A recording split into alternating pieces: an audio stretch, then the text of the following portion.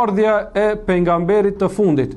Kjo është shenja e parë të kiametit, sepse Muhamedi a.s. është pejgamberi i fundit. E kjo do të thotë se pas tij, masi s'ka pejgamber, s'ka libër, atëherë nuk ka ngelur asgjë tjetër përveç se kiameti.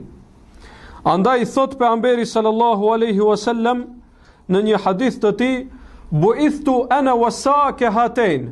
Tha pejgamberi alayhis salam, unë dhe kiameti jemi sikur këto dy, dhe i bashkoi gishtin tregues dhe gishtin e mesëm. Pra ka mbetur një pjesë shumë e shkurt prej ardhjes së pejgamberit alayhis salam e deri tek kiameti. Po ashtu në transmetimin tjetër thot pejgamberi alayhis salam, unë thot kam ardhur në prag të kiametit.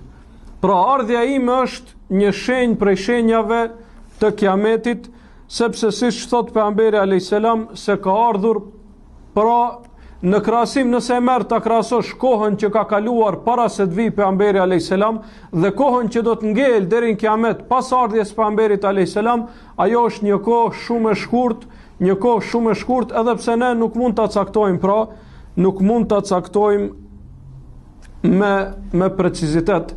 Dhe siç e përmendëm në fillim, çdo kush që është munduar t'ia caktojë një datë konkrete kur do të ndodh kiameti ka gabuar, sepse Allah subhanahu wa taala thot, askush nuk e din se kur do të ndodh kiameti.